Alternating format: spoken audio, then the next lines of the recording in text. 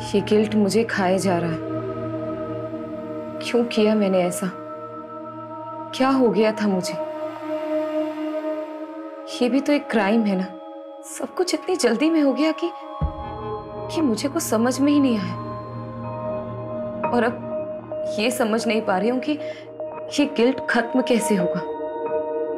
Guilt होना अच्छी बात है और अच्छा है कि तुम्हें गलती का एहसास है। बट टू बी फ्रैंक, मैं तुम्हारी मदद तभी कर पाऊंगा जब तुम मुझे खुल के बता पाओगी कि तुम्हारी गलती क्या है। मुझे लेट हो रहा है, मैं चलती हूँ।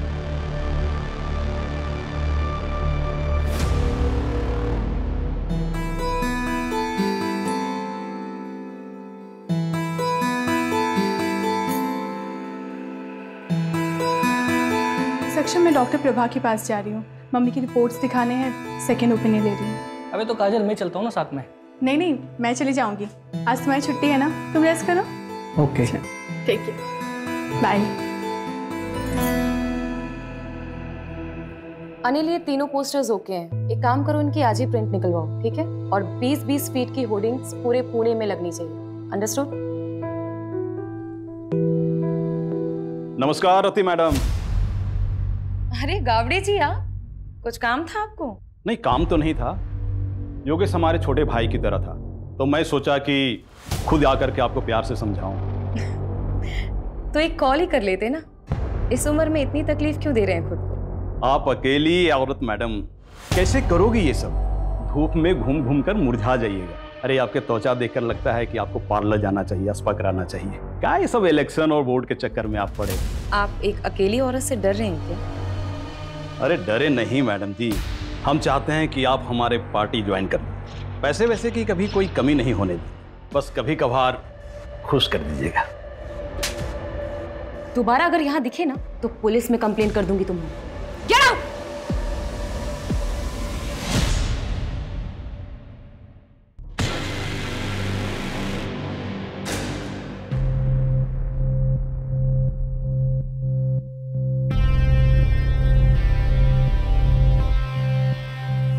रति, कब तक हम ऐसे छुप छुप के मिलते रहेंगे? काजल प्लीज मुझे थोड़ा और टाइम दे दो। मैं अब तक उस गिल्ट से बाहर नहीं आ पा रही हूँ। कब तक तुम उस गिल्ट में रहोगी? तुम उस गिल्ट से इसलिए नहीं निकल पा रही हो क्योंकि तुम निकलना नहीं चाहती। और मुझे तो ऐसा लगता है कि तुम मेरे लिए सीरियस नहीं हो। नहीं काजल, ऐसी कोई बात नहीं है। मैं तुमसे बहुत प्यार करती हूँ। I love you so much. I love. तुम डिसाइड कर लो, तुम्हें मैं चाहिए या फिर तुम्हारा ये गिल्ट। तुम्हारे पास 1 हफ्ते का समय है। मैं कानपुर जा रही हूँ, मेरी माँ का ऑपरेशन है। काजल, धारा जल्दी करो, लेट हो रहा है। आ रही हूँ, 1 मिनट आ रही हूँ। ये लीजिए। क्या ये कैसे काम वाली जैसे कपड़े पहनती हो? थोड़ा तो मेंटेन रखा करो अपने आप को। कौन कहेगा डॉक्टर की बीवी? इसीलिए बाहर लेके नहीं जाता कहीं। वो आपको लेट हो रहा था ना, इसलिए ऐसे ही उठ के आपके लिए नाश्ता बहाने तो हजारों हैं तुम्हारे पास। जाओ चाय लेके। माँ मेरे लिए भी नाश्ता दे देना। 10:30 बज गए, अब तेरी आँख खुल रही है। देखो अपने साहबजादे देखो, बोर्ड के एग्जाम है इसके और नींद पूरी नहीं होती इसकी। पापा बस करो ना। 98% मार्क्स नहीं आए ना तेरे, तब बताऊंगा तुझे। क्या करूंगा 98% लाके? मुझे डॉक्टरी नहीं करनी है, MBBS नहीं करूंगा, आर्ट्स करूंगा। आर्ट्स ऐसे ना फोर्स नहीं कर सकते हो मुझे। मेरी लाइफ पे ना कंट्रोल करना बंद करो। कर सकता हूँ, बापू तेरा कौन देगा तेरे आर्ट्स के पैसे? याद रखना, मेडिकल की पढ़ाई नहीं की ना तो इस घर से 1 पैसा नहीं मिलने वाला तुझे। ये बाप नहीं होता ना, इधर ही लाफा खाता। समीर क्या बोल रहा है?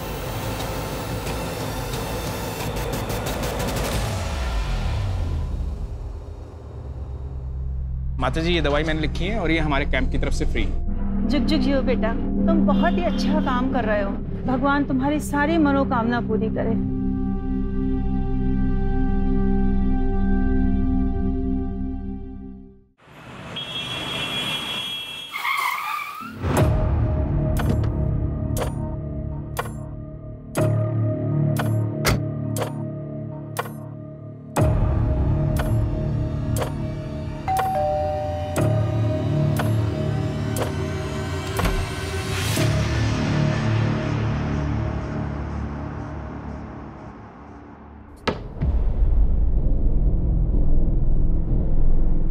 आप बैठो, मैं कॉफ़ी लेके आती हूँ।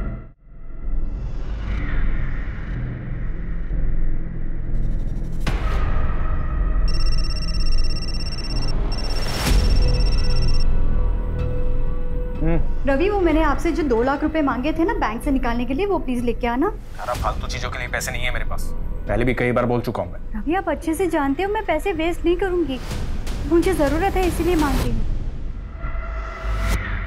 बाद में बात करता हूँ,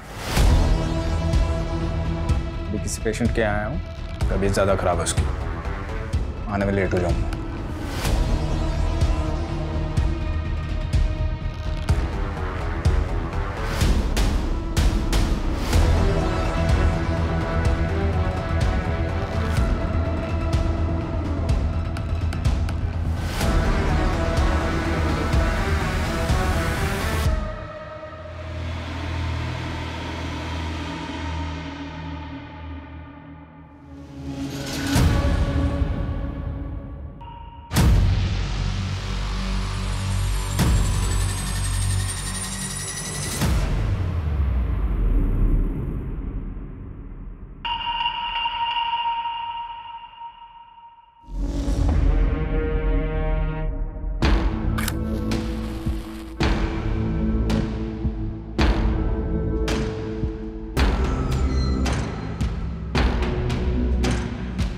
अरे वाह, महंगी वाली, क्या बात है।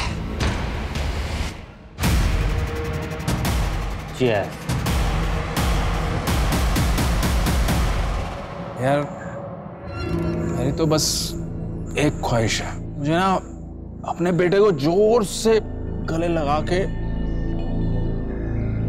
आई लव यू बोलना है। अरे रवि बाबू, आपके दुख की दवा तो आसान है। आप ना अपने बाप वाली ईगो ना साइड में रख के अपने बेटे को जोर से गले लगा के आई लव यू बोल दो। बिल्कुल। पर मेरे दुख की दवा नहीं है बाबू, 28 का हो चला हूँ पर कोई मिलती ही नहीं है। अरे ऐसा लुक्के के जैसा घूमेगा तो तेरे को कभी कोई नहीं मिलेगी। भाऊ, आप तो लुक्के नहीं हो ना, तो आपके आगे पीछे क्यों नहीं घूमती 4-5 लैला है? मुझे लुक बोल रहे हैं। भाऊ, मैं क्या बोल रहा था कि क्या कर दिया ये? हाँ, समझता नहीं तेरे को? हाथ कैसे लगाया मेरे को तूने? अरे लड़की खड़ी है, शर्म नहीं आती तुम लोगों को? हाँ?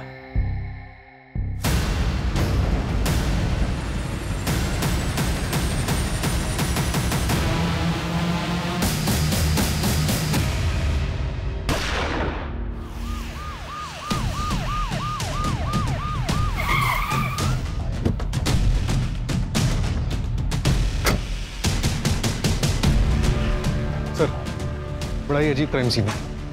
देखिए, गन पॉइंट देख के लग रहा है कि इसने इसको और इसने इसको शूट किया है। और सर, माहौल देखकर लग रहा है कि कल रात पार्टी चल रही थी। ये काम एक दूसरे की सहमति से किया गया है। I mean, एक दूसरे की सहमति से एक दूसरे को शूट किया गया। मतलब मास सुसाइड। सर, ये 2 आईडीज मिले। इसका नाम प्रदीप शर्मा है और ये डॉक्टर रवि का। डॉक्टर रवि यादव, यादव हॉस्पिटल का मालिक। तुम जानते हो इसे? हाँ, काफी फेमस डॉक्टर है। और ये तीसरा कौन है? सर, इसके पास से कोई आईडी नहीं मिली।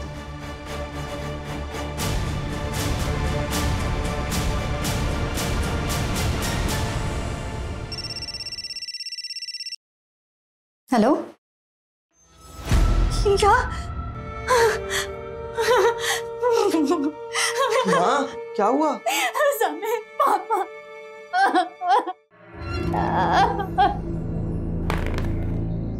क्या बात है?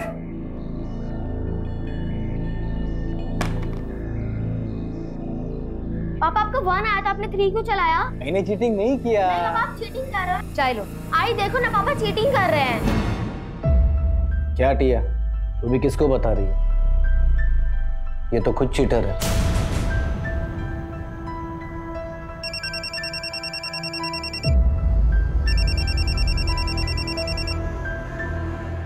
हेलो, हाँ मैं जानती हूँ प्रदीप को। क्या हुआ? क्या?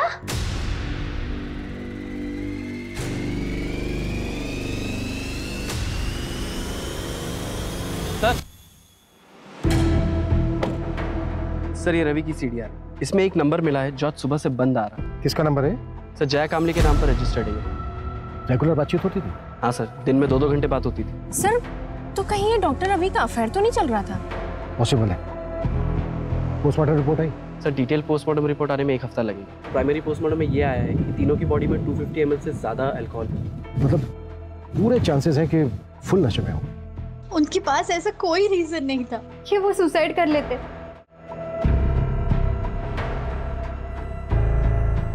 क्या आप लोग इन्हें जानते हैं? नहीं। नहीं सर। नहीं। क्या इसको जानते हैं? नहीं जानते सर। जया कामली, शायद नाम सुना हो? नहीं जानते सर। श्योर? जी।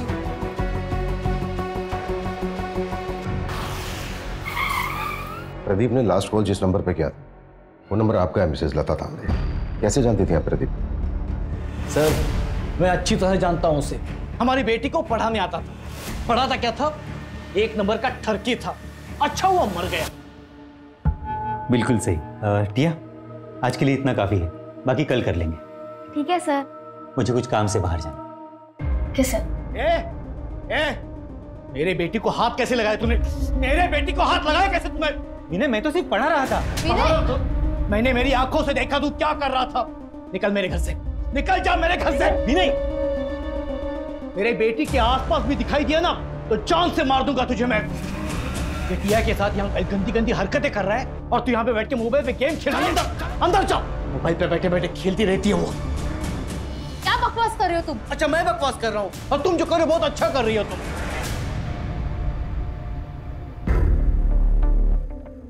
सॉरी सर, वो थोड़े गुस्से वाले हैं।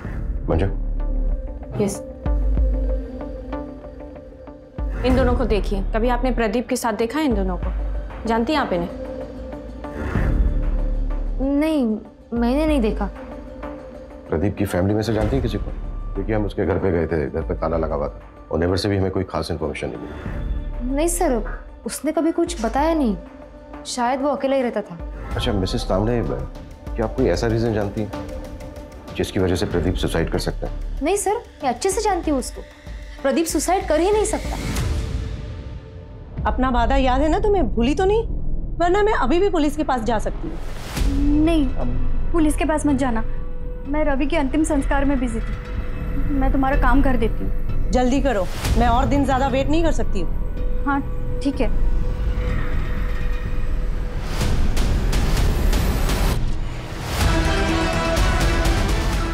क्या इसको जानते हैं? नहीं sir. Doctor, I am really worried for Rati. उसके पीए को भी कॉल किया था पर उसे भी नहीं पता वो कहाँ है।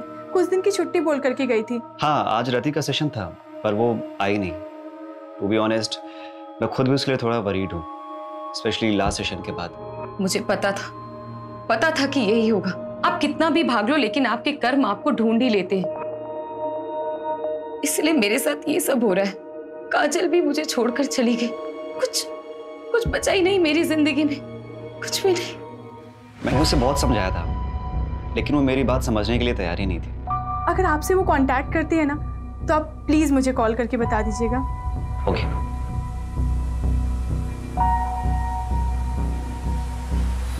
सर डॉक्टर रवि ने पाषाण में 3 करोड़ का फ्लैट बुक किया। 3 करोड़ का घर? जी। नॉमिनी कौन है? बेटा नॉमिनी। फ्लैट बीवी के नाम पे बुक किया। हाँ लेकिन सर गन की बैलिस्टिक रिपोर्ट आ गई। ये देखिए, थोड़ी सी शॉकिंग है। रवि के पास जो गन थी उससे एक भी बुलेट नहीं निकली। प्रदीप और जो अननोन विक्टिम मिला है उनके गन से एक बुलेट निकली। लेकिन गोली तो तीनों को लगी थी। तो फिर तीसरी गोली किस गन से चली? सर अननोन विक्टिम के हेड में जो गोली मिली उसकी बैलिस्टिक रिपोर्ट बन रही है। 2 दिन में गन का पता चल जाएगा। इसका मतलब साफ है कि वहां पर कोई चौथा भी था। मुझे शुरू से ही लगा कि वहां पर एक औरत भी थी जिसकी चूड़ी मिली थी हमें, और वो औरत वो यही हो सकती। इंस्पेक्टर बिल्लू सिंह रिपोर्टिंग साहब। चले। ए शामराव, लेकर जाओ इसको। हर हफ्ते का नाटक है। लॉकअप में डालो और शाम तक उसे छोड़ना कल। एक minute Manju. Shamrao. Yes sir. इसको बाहर लेकर चलो। सूरज, ग्लैंडुलर सील पे आओ। Okay sir.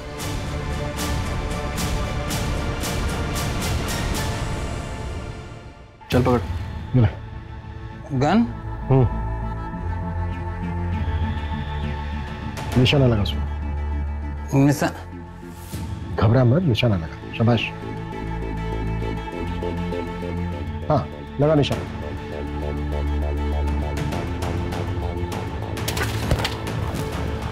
इसको तुरंत हॉस्पिटल लेके जाओ और इसका अल्कोहल कंटेंट चेक करो। क्विक। चलो। मान लेते हैं ये है मिस्टर एक्स। मिस्टर एक्स के राइट हैंड में गन थी। मिस्टर एक्स ने प्रदीप को शूट किया। प्रदीप के राइट हैंड में गन थी। प्रदीप ने रवि को शूट किया। रवि के हाथ में भी गन थी, लेकिन रवि की गन तो चली नहीं, तो फिर मिस्टर एक्स को गोली लगी कैसे? देखो, इन तीनों के ब्लड में 250 ml से ज्यादा अल्कोहल कंटेंट था। बिल्लू भी हैवी ड्रिंक करता है, जैसा कि हमने देखा कि बिल्लू ठीक से खड़ा भी नहीं हो पा रहा। निशाना लगाना तो दूर की बात। सर, तो फिर ये मिस्टर एक्स और प्रदीप का निशाना इतना सटीक कैसे लगा? दोनों में से किसी का भी निशाना नहीं चुका। इसका मतलब ये पूरा क्राइम सीन सेटअप था। एग्जैक्टली, हमें गुमराह करने के लिए। ये कोई मास सुसाइड नहीं, बल्कि मास मर्डर था। इसका मतलब साफ है कि यहाँ पे इन तीनों के अलावा भी कोई चौथा था, और ये चौथा है हमारा असली मर्डर। ये ले तेरे पैसे और अपना मुंह बंद रखना। और हाँ, याद है मुझे मेरी डील? शहर छोड़ के चली जाऊंगी मैं। तेरे लिए यही अच्छा होगा। और गलती से भी समीर की कंप्लेंट पुलिस में नहीं करोगी। बोला ना, नहीं करूंगी।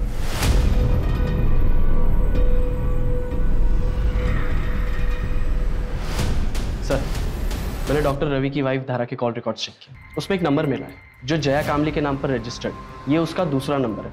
और सर, अजीब बात तो ये है, धारा और जया की बात डॉक्टर रवि के मरने के एक दिन बाद से शुरू हुई। तो कहीं वो चौथी लड़की ये धारा या फिर जया तो नहीं है?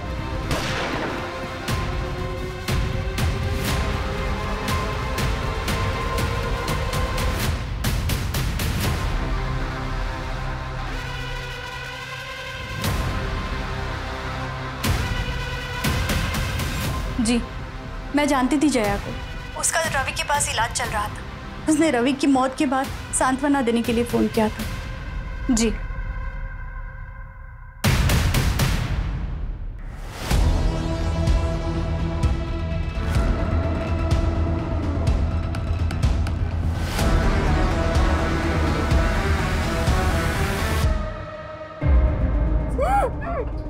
मेरे पापा से वापस मिलने की कोशिश की ना तो जान से मार दूंगा। मैं नहीं जानती।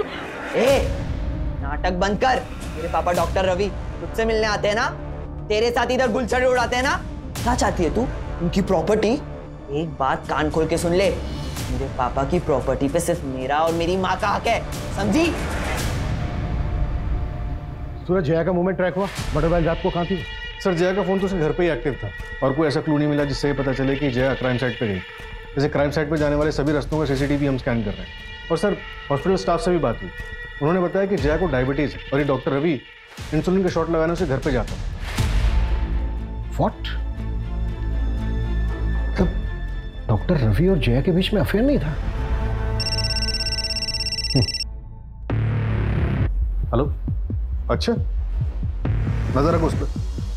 सर, उन तीनों को जिसने गन सप्लाई की थी उस सप्लायर का पता चल गया। गुड्डू ने उस पर नजर रखी है। मूव।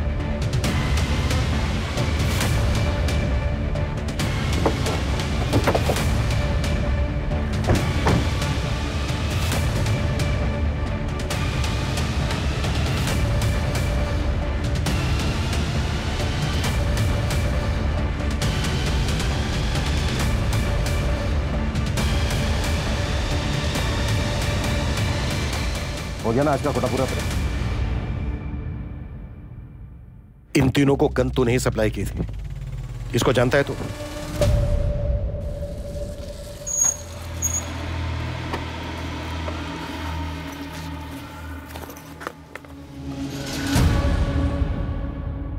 ये आपका गन और भाऊ ये आपका गन। और अक्षय भाऊ, ये खास आपके लिए। अरे अक्षय भाऊ, ये क्या कर रहे हो आप? अरे यार, बस ट्राई कर रहा था, सॉरी। इसमें गोली दी तो मैं तो ऊपर पहुंच जाता। गोली लाया, गोली दे। हाँ।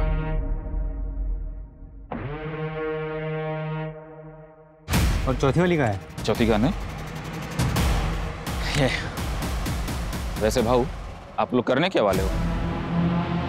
मतलब बस पूछ रहा था मैं, अपन को क्या?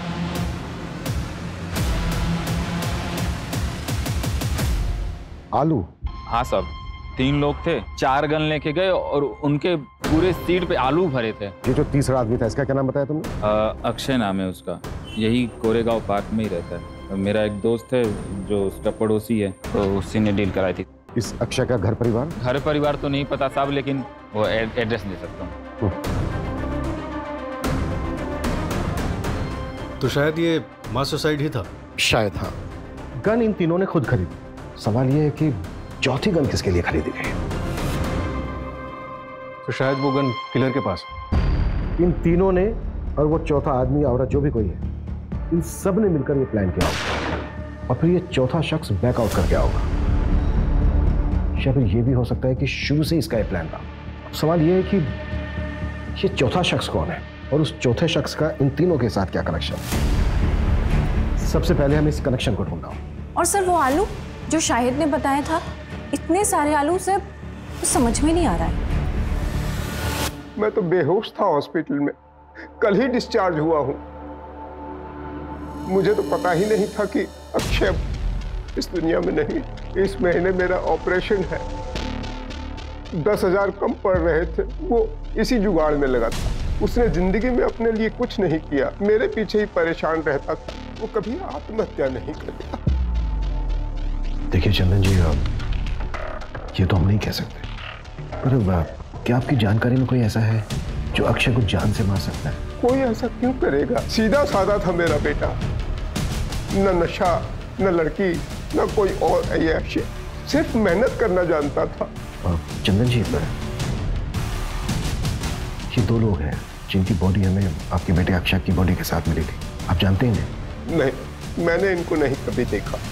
ठीक है चंदन जी, अभी आप अपने घर जा सकते हैं। मंजू, गायकवाड़ को बोलो कि वो इनको इनके घर तक छोड़ दें।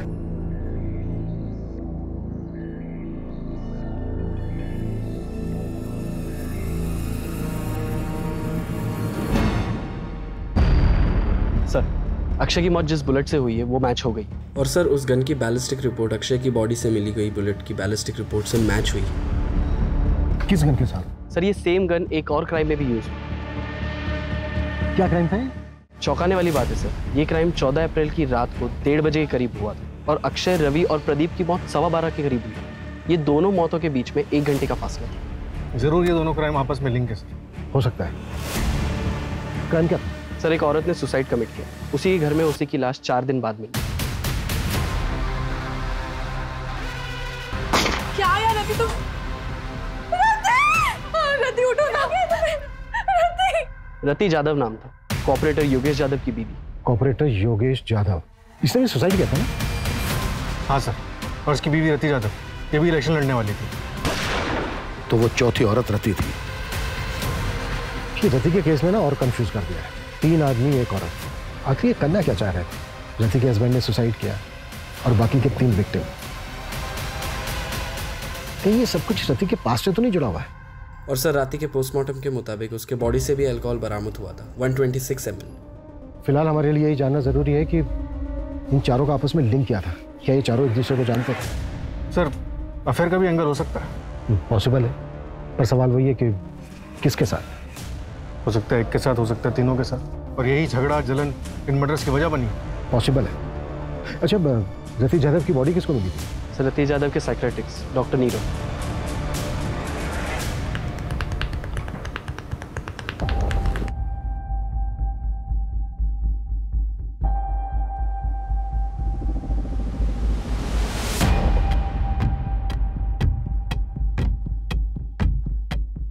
हेलो सर, रियली सॉरी, आप लोग काफी टाइम से वेट कर रहे हैं क्या? नहीं, इट्स ओके।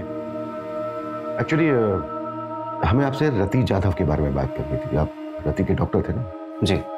दरअसल हमें ये जानना था कि क्या रति किसी बात को लेकर परेशान थी? जी, एक्चुअली रति गिल्ट में थी। ये समझ नहीं पा रही हूँ कि ये गिल्ट खत्म कैसे होगा। गिल्ट? किस बात का गिल्ट था रति को? कुछ साल पहले उसके हस्बैंड योगेश की डेथ हो गई थी और रति उसके लिए खुद को जिम्मेदार मानते थे। रति आई एम होम। ये तुम दोनों, ये सब क्या हो रहा था? योगेश, योगेश मेरी बात सुनो। क्या बात सुनो? तुम्हें शर्म नहीं? मेरा नाम, मेरी इज्जत सब मिट्टी में मिल जाएगा। इलेक्शन कैंपेन स्टार्ट होने वाला है। तुम टेंशन मत लो, मैं और काजल कहीं दूर चले जाएंगे। मुझे छोड़कर सबको पता चल जाएगा। मेरा नाम, मेरा करियर, मेरी इज्जत सब बर्बाद हो जाएगा। योगेश मेरी बात सब सुनो। बर्बाद हो जाएगा। योगेश, योगेश, योगेश, योगेश, योगेश,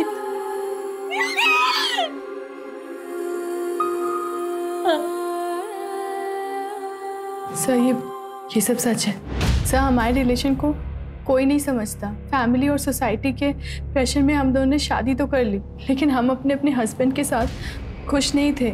हमने भागने का प्लान बनाया था, लेकिन सर रति योगेश के सुसाइड से उभर ही नहीं पा रही थी। सब वो अब्रॉड जाने के लिए तैयार तो हो गई थी, लेकिन उसको वो गिल्ट खाया जा रहा था। अब्रॉड जाने के लिए? और वो इलेक्शंस? सब वो ये सब कभी नहीं करना चाहती थी। वो तो योगेश के शुरू किए हुए प्रोजेक्ट्स को कंप्लीट करना चाहती थी। उसके बाद ईयर एंड में हमारा कनाडा जाने का प्लान था। अब कनाडा सेटल होने का प्लान था। वहाँ की एक यूनिवर्सिटी में मैंने पीएचडी का फॉर्म भी फिलअप कर दिया था। सब कुछ ठीक चल रहा था, सब कुछ। लेकिन उस दिन हमारे बीच झगड़ा हो गया। कब तक तुम उस गिल्ट में रहोगी? और मुझे तो ऐसा लगता है कि तुम मेरे लिए सीरियस नहीं हो। नहीं काजल, ऐसी कोई बात नहीं है। I love you so much, I love. और मैं कानपुर चली गई। सब मेरी गलती है सर। ठीक है।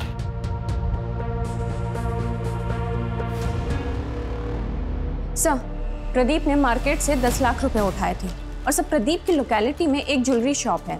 उसने वहां से 20 लाख के गहने ऑर्डर किए थे और सर उसने दुकानदार से कहा था कि वो अपनी बेटी के फ्यूचर के लिए इन्वेस्टमेंट करना चाहता है। कहाँ है उसकी बेटी? सर मैंने पता किया है, 13 साल पहले प्रदीप को एक बेटी पैदा हुई थी, लेकिन सर बच्चे को जन्म देते समय उसकी वाइफ की मौत हो गई थी। और सर उस नर्सिंग होम के रिकॉर्ड्स पता करते हुए हमें एक जाना पहचाना नाम मिला है, जिसने उस वक्त उसी नर्सिंग होम में एक मरे हुए बच्चे को जन्म दिया था। कौन?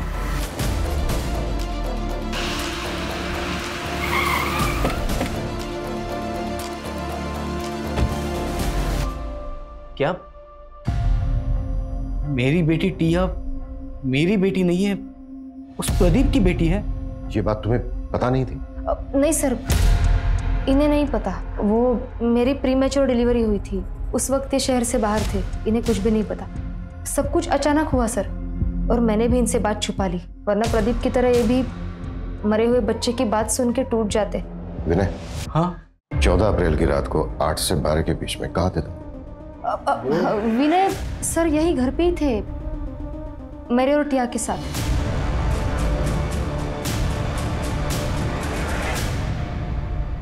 सर, रति के बैंक रिकॉर्ड्स चेक करके पता चला है कि कनाडा की एक यूनिवर्सिटी में उसे 30 लाख रुपए की फीस भरी और अगले महीने उसे 70 लाख रुपए और भरने थे। प्रदीप ने 20 लाख रुपए के गहने ऑर्डर किए थे और डॉक्टर रवि ने 3 करोड़ का फ्लैट बुक किया। ये लोग इतने बड़े इन्वेस्टमेंट कर रहे थे, जबकि इनके अकाउंट में पेमेंट करने के लिए पैसे नहीं थे।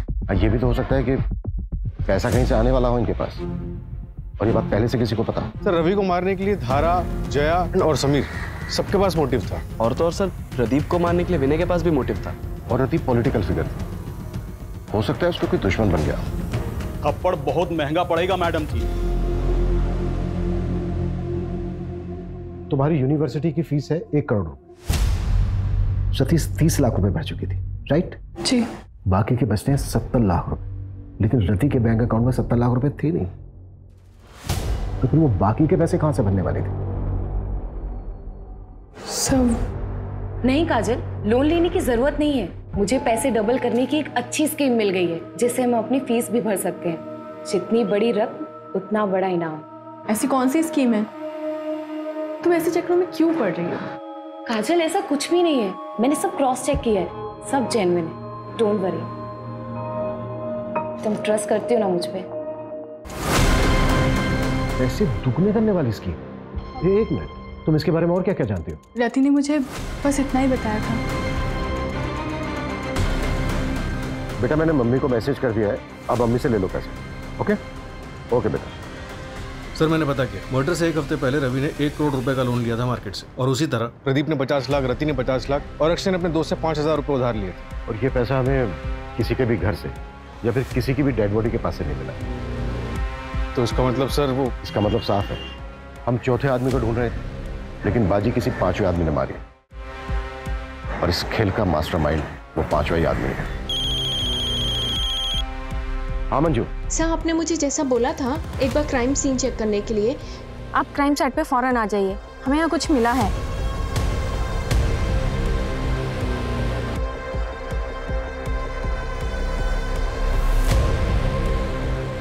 सूरज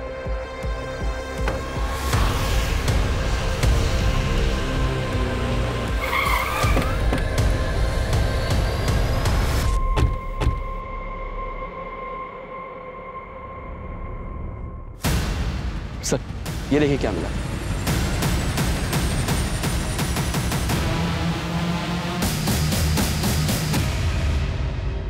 ये चल क्या रहा है? जमीन के अंदर मटकों में आलू। गन सेलर शाहिद ने उन तीनों को गन बेचते वक्त उनकी कार में बहुत सारे आलू देखे थे। Right sir. 4 डेड बॉडीज, इतने सारे सस्पेक्ट्स, पैसा दुगना करने की स्कीम। मुझे पैसे डबल करने की एक अच्छी स्कीम मिल गई है। मास सुसाइड करने का नाटक, और ये जमीन के अंदर इतने सारे मटकों में दबे हुए आलू। सूरज हमें उस 5वें आदमी को जल्द से जल्द ढूंढना होगा, लेकिन फिर वही सवाल कि वो 5वां आदमी है कौन और कहां है। सर जैसे आपने बोला था, मैंने वो लाइन जितनी बड़ी रकम उतना बड़ा इनाम, उसके बारे में ऑनलाइन सर्च किया तो 10 साल पुराना एक केस गोरखपुर का मिला है। ये रही उसकी फाइल।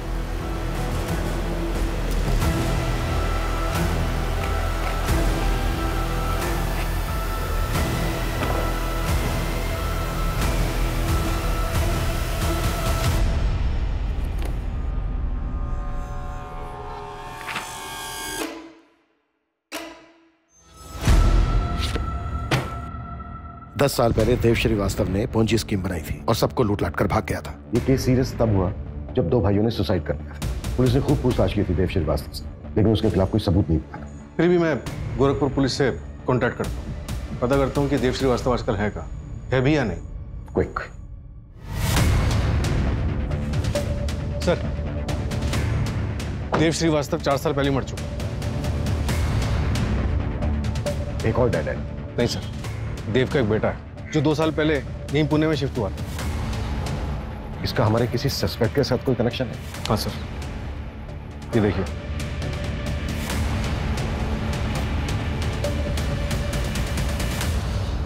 मेरे पास पैसे डबल करने की स्कीम है। ऐसा होता है क्या? आदमी भरोसे गए? हाँ मैं उसे अच्छे से जानती हूँ, लेकिन एक आदमी और चाहिए विधि के लिए। वो तो मैं ले आऊंगा। अरे पर पैसे लेके भाग गया तो? अरे नहीं यार, रति ने मुझे बोला है पहले वो डेमो देगा। क्या डेमो के लिए पैसे देने होंगे? अरे नहीं नहीं, डेमो के लिए पैसे नहीं, कुछ और लगेगा।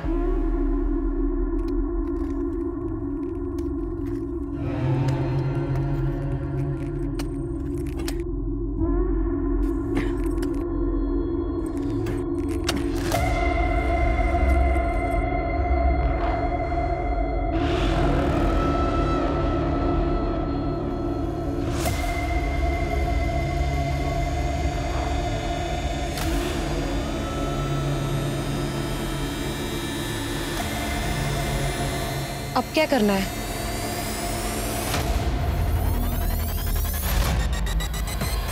तुम चारों का कार्य समाप्त हुआ और मेरा कार्य आरंभ। इसके लिए तो तुम्हारे पास एक ही रास्ता है, तुम तुम्हारी पार्टनर काजल के साथ अब्रॉड चली जाओ। लेकिन डॉक्टर मेरे पास इतने पैसे नहीं है। इसके लिए मेरे पास एक रास्ता है, सीक्रेट है, मैं पैसे डबल कर सकता हूँ। क्या? कैसे? एक तरीका है, अब साइंटिफिक नहीं है, और इस विधि को पूरा करने के लिए तुम्हें 4 लोगों को इकट्ठा करना होगा जो कि पैसा डबल करने की चाह रखते हो। लेकिन डॉक्टर ये सब होगा कैसे? पहले तुम 4 लोगों को आइडेंटिफाई कर लो, उसके बाद मैं तुम्हें डेमो भी दे दूंगा। उसके बाद अगर तुम चारों को मुझ पर भरोसा होता है तब पैसे लेकर आना।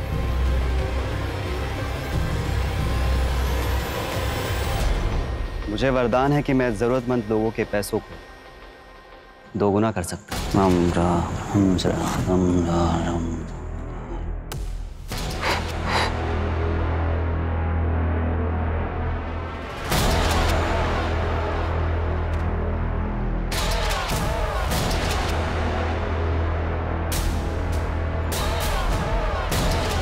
यहाँ आओ, यहाँ खोदो। सच क्या है खुद ब खुद पता चल जाए।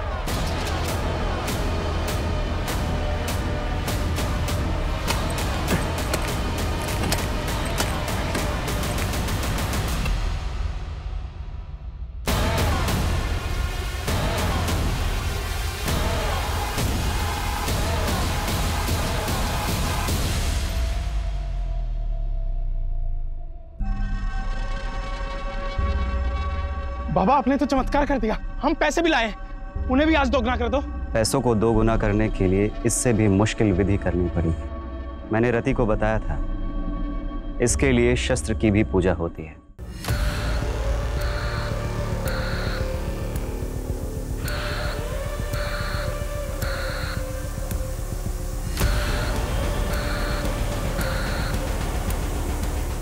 अब मुझे इस कार्य को पूरा करने के लिए समय लगे और एकांत भी। उसके पहले आप लोग आपके मोबाइल फोन्स स्विच ऑफ करके इस बैग में डाल दीजिए। अब आप लोग शुभ घड़ी की प्रतीक्षा कीजिए।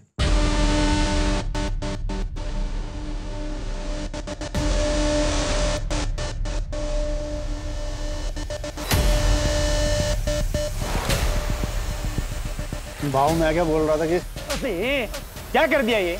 हाँ? समझता नहीं तेरे को? हाथ कैसे लगाया मेरे को तूने? छोड़ो यार, छोड़ो।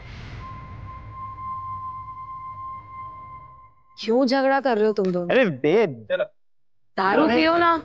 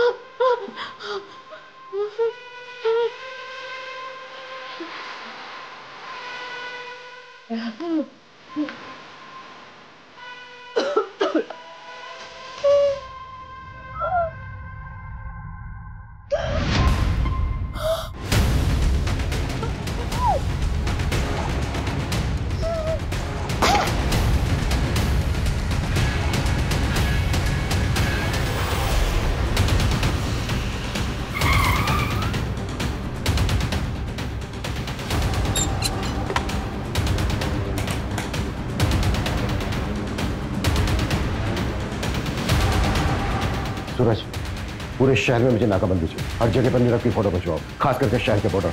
क्विक।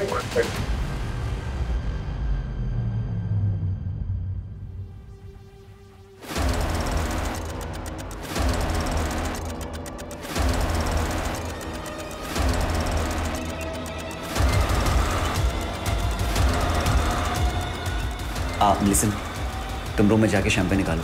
ओके। मैं बस 2 मिनट में आया। मैं बस 2 मिनट में आया। 2 मिनट नहीं बेटा, तेरे को बहुत लंबा समय लगने वाला है। अब लेके चलो इसको। अरे सर मेरी बात सर मार लेना, जी भर के मार लेना, लेकिन पहले ये तो बताओ कि मुझे ढूंढा कैसे? मैरीगोल्ड, यही पोस्ट कार्ड था ना तेरे केबिन की वॉल पर। पहले हमें लगा कि ये कोई होटल है। पिछले 6 महीने में कम से कम 60-70 होटल गए होंगे, पर तू कहीं नहीं मिला। फिर हमें पता चला, ओ नहीं, ये कोई होटल वोटल नहीं है, बल्कि ये तो मुंबई का एक्सक्लूसिव मेंस सीक्रेट क्लब है। पोस्ट कार्ड से क्लब तक पहुंच गए। तुझे क्या लगा तू ही जीनियस है? तेरे जैसे फ्रॉस्टर्स अपनी झूठी शान में पैसा उड़ाने के लिए एक क्राइम करते हैं। फ्रॉड नहीं, जीनियस हूं मैं। अपने इशारे पे लोगों को नचाता हूं और वो चारों तो अपने लालच की वजह से मारे गए। मेरा उसमें कोई रोल नहीं। वो चारों लालची और तू निर्मोही जिसे कोई मोह नहीं। अरे तूने तो उस अक्षय तक को नहीं छोड़ा। वो बेचारा 5,000 रुपए डबल करना चाहता था, पता है क्यों? ताकि वो अपने बीमार बाप का ऑपरेशन करा सके। आती लक्ष्मी को कौन जाने देना चाहता है? मैंने तो बस एक शतरंज की खेल की तरह जाल बिछाया, जो फंसा हो गया। बेटा अब हम तुझे भी नहीं जाने देंगे। अब अपनी पूरी जिंदगी जेल में खेलना था। और अब ये बता तू आलवों को डबल कैसे करता था? वो तो मैं पहले से गाड़ के रखता था, पर लालचियों को मेरी ये मामूली सी ट्रिक भी समझ में नहीं आई। नीरव को कोर्ट ने आईपीसी की धारा 302 एंटी सुपरस्टिशन और ब्लैक मैजिक के तहत दोषी पाया और 14 साल की सजा सुनाई। लालच एक ऐसी बला है जिसमें आदमी सब कुछ भूल जाता है, अपनी सुध बुध कमाता। तीनों पढ़े लिखे लोग थे, अच्छी सोसाइटी से थे, चाहते तो मेहनत करके खूब पैसा कमा सकते थे, पर नहीं, सब कुछ भूल भाल कर जल्दी जल्दी पैसा कमाने के चक्कर में अंधविश्वास में फंस गए और अपनी जान गंवा बैठे। फिर मुलाकात होती है एक और केस के साथ। जय हिंद।